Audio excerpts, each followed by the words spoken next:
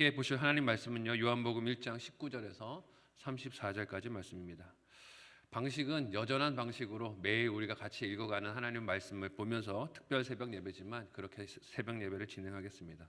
요한복음 1장 19절에서 34절까지의 말씀, 신약성경 142페이지 전후로 있는데요, 드라마 바이블로 함께 봉독하겠습니다.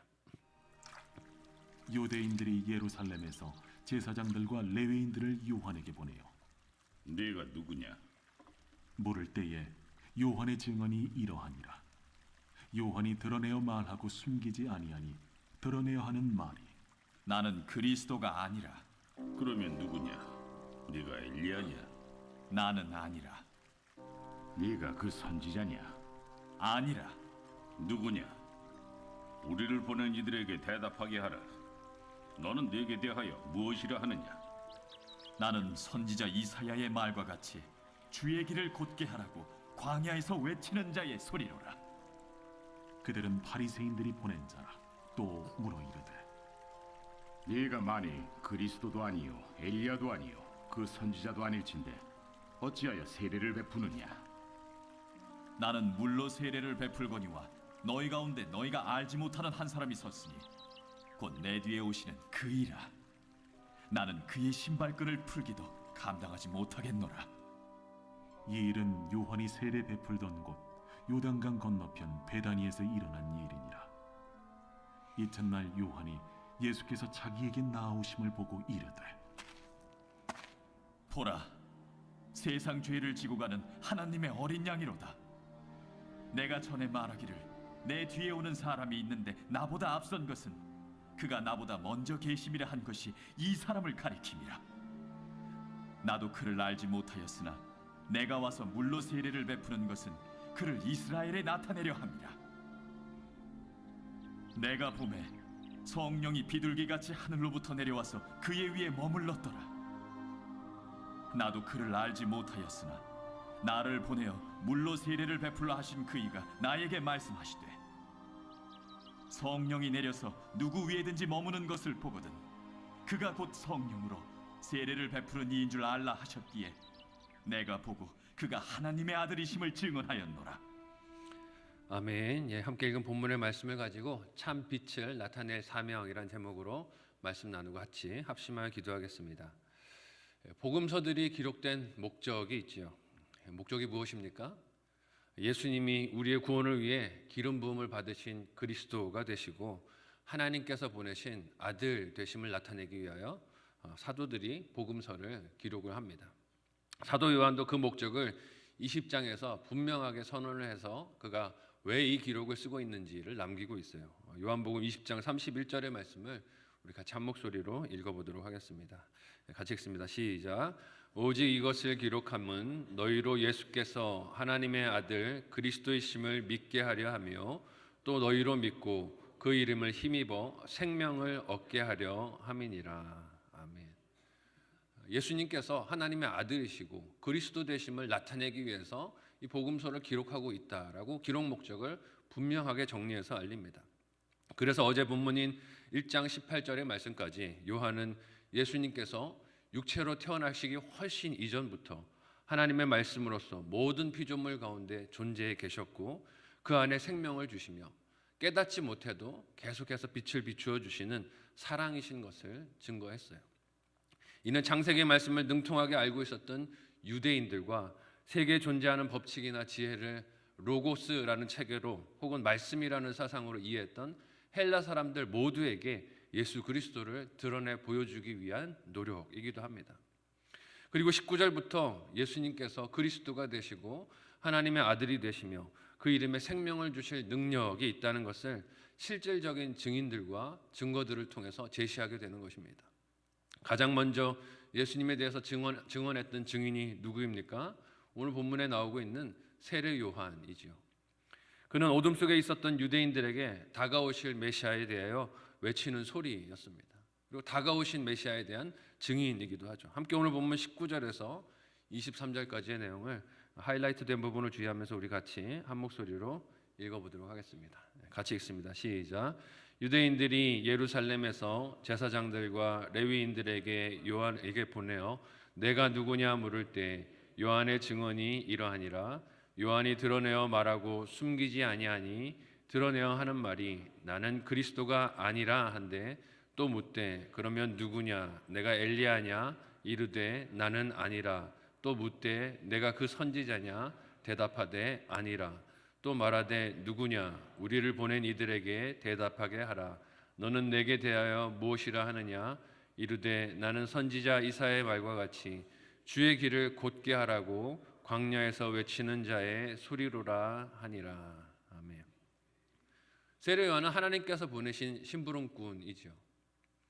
그런데 이 땅 권세자들이 보낸 심부름꾼들이 신문을 합니다. 땅에서 보냄받은 심부름꾼들이 세례 요한을 묻는 것이죠. 하늘에서 보낸 심부름꾼에게 네가 누구냐라고 묻습니다. 반복해서 묻는 질문이 정체를 밝히라는 것입니다. 이는 요한이 했던 일들에 대한 자격을 따져 묻는 것이죠. 누가 보내서 이 일을 허락받고 하는 것이냐라는 것을 나타내라는 것입니다. 세례 요한이 어떤 일을 했습니까? 세상에 와서 회개하라고 외쳤어요. 또 하나님의 나라가 가까이 왔다라고도 했습니다. 이를 받아들이는 것이 세례인이 세례를 받으라라고 외치기도 했죠.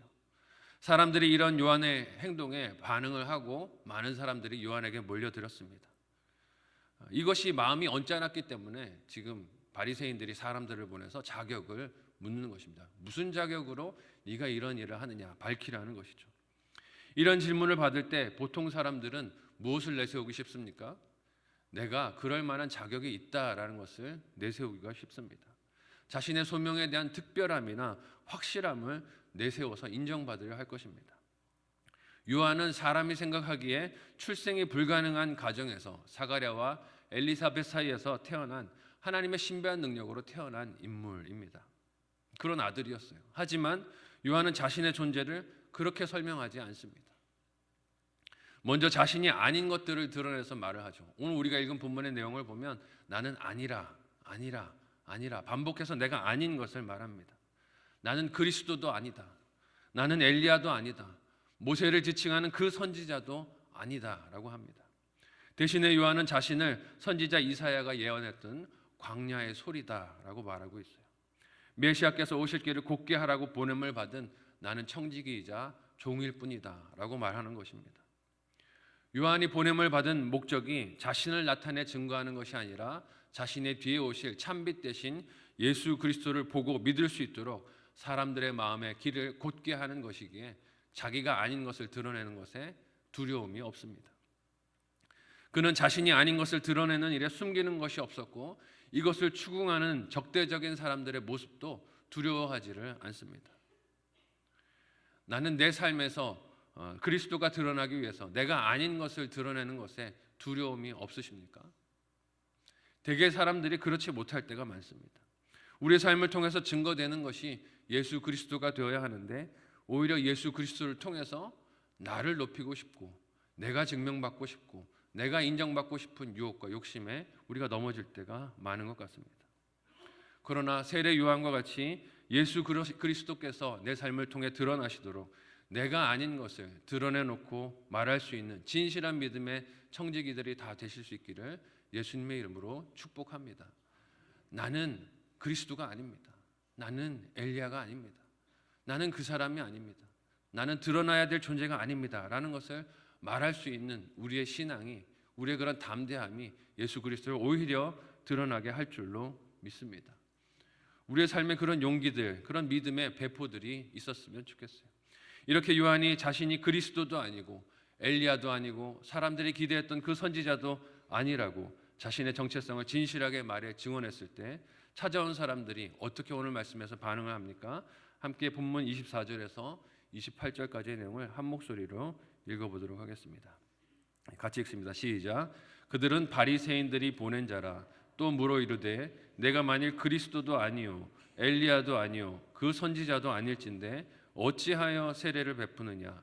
요한이 대답하되 나는 물로 세례를 베풀거니와 너희 가운데 너희가 알지 못하는 한 사람이 섰으니 곧 내 뒤에 오시는 그이라. 나는 그의 신발끈을 풀기도 감당하지 못하겠노라 하더라. 이 일은 요한이 세례 베풀던 곳 요단강 건너편 베다니에서 일어난 일이니라. 아멘. 요한을 찾아온 사람들이 바리새인들이 보낸 사람인 것이 오늘 말씀에 등장하고 기록되고 있습니다. 그들이 사람을 보낸 이유는 요한이 주의 길을 곧게 하는 일로 세례를 베풀고 있었기 때문에 그렇습니다. 세례가 어떤 의미가 있습니까? 물을 통해서 사람을 깨끗하게 하고 새로운 삶을 시작하게 한다는 뜻을 가지고 있습니다. 그러면 이 세례가 어떤 전제가 깔려 있습니까? 받는 사람은 내가 죄인입니다 라는 것을 인정해야 한다는 뜻이에요. 세례 받는 사람은 내가 죄인이고 정결함을 받아야 할 필요가 있는 존재인 것을 수긍하고 받아들인다는 뜻입니다. 회개의 필요를 인정한다는 뜻이에요. 이는 보통 이방 사람들이 유대인의 회중에 들어올 때 받는 일이었습니다. 유대인의 회중에 이방인들이 들어오기 위해서 행하던 일들이 세례였어요. 그런데 요한의 이 세례를 받으러 누가 나왔습니까? 유대인들이 나왔어요. 동족인 유대인들이 이 세례를 받기 위해서 나왔습니다. 그들의 지도자들로서 바리새인들은 이런 요한이 자신들을 이방인 취급했다라고 생각하는 것이죠. 모욕당했다고 느끼는 것입니다. 우리가 유대인인데 감히 우리에게 세례를 받으라고 요구할 수 있느냐? 어떻게 거기에 그런 일들을 행할 수 있느냐라고 묻는 것이죠. 자신들이 이방인 취급을 당했고 죄인으로서 정죄하는 공격을 당했다라고 여겼기에 요한에게 어떻게 이런 일을 행하느냐라고 묻는 것입니다. 그러나 요한은 자신이 행했던 세례에 대해서도 무엇이라고 말합니까? 자신의 뒤에 오실 메시아께서 행할 그 일의 뜻을 나타내기 위한 준비 과정일 뿐이다라고 말합니다. 바리새인들이 항의하는 모습은 그들이 속한 곳이 빛이 아니라 어두움이라는 것을 보여줘요.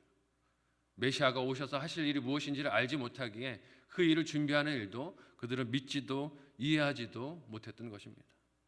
이 대면이 있었던 이튿날 드디어 요한이 말했던 유대인들 가운데 알지 못하던 그 한 사람이 등장을 합니다. 그 만남이 오늘 본문에 이렇게 기록되고 있습니다. 함께 29절에서 31절까지의 말씀을 한 목소리로 읽어보겠습니다. 같이 읽습니다. 시작. 이튿날 요한이 예수께서 자기에게 나오심을 보고 이르되 보라 세상 죄를 지고 가는 하나님의 어린 양이로다. 내가 전에 말하기를 내 뒤에 오는 사람이 있는데 나보다 앞선 것은 그가 나보다 먼저 계심이라 한 것이 이 사람을 가리킴이라. 나도 그를 알지 못하였으나 내가 와서 물로 세례를 베푸는 것은 그를 이스라엘에 나타내려 함이라 하니라. 아멘. 성령 하나님의 인도하심으로 세례 요한이 예수님의 오심을 보고 그의 메시아 되심을 알아봅니다. 이분이 그분이구나 하는 것을 세례 요한이 알아봐요. 바리새인들과 세례 요한의 차이가 어떻게 판명이 됩니까? 바리새인들은 어둠에 있었기 때문에 요한의 일도 오시는 예수님의 일도 몰랐지만 요한은 빛을 위하여 보냄받은 청지기였기 때문에 빛이 오실 때 알아보고 그를 증언합니다. 육체의 나이로는 요한이 예수님보다 먼저 6개월 먼저 태어났지만 요한은 예수님께서 자신보다 먼저 앞서 계신 것을 성령 하나님의 권능으로 압니다. 그리고 자신이 지금까지 물로 세례를 베푸는 것이 어둠에 속해 그들을 비추신 빛을 깨닫지 못한 이스라엘 백성들에게 그 빛을 나타내기 위한 것임을 드러내 전해요. 자신의 권세나 자격을 드러내기 위한 것이 아니라 그들이 봐야 할 찬 빛을 보게 하기 위한 순종이 나의 세례 사역이었음을 드러내서 말하는 것입니다.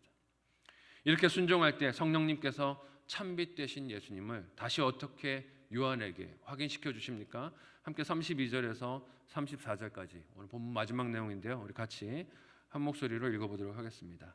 같이 읽습니다. 시작. 요한이 또 증언하여 이르되 내가 보매 성령이 비둘기같이 하늘로부터 내려와서 그의 위에 머물렀더라. 나도 그를 알지 못하였으나 나를 보내어 물로 세례를 베풀라 하신 그이가 나에게 말씀하시되 성령이 내려서 누구 위에든지 머무는 것을 보거든 그가 곧 성령으로 세례를 베푸는 이인 줄 알라 하셨기에 내가 보고 그가 하나님의 아들이심을 증언하였노라 하니라. 아멘. 하나님께서 주신 사명에 그가 받은 사명에 순종하여 세례 요한이 세례를 베풀었을 때 성령 하나님은 그가 순종하던 사명 가운데서 예수께서 그리스도 되심을 드러내 보게 해주셨습니다. 오늘 말씀에서 요한이 반복적으로 하는 얘기가 무엇입니까? 나도 알지 못하였을 때 하나님께서 보여주셔서 알게 되었다라고 증언하고 있어요.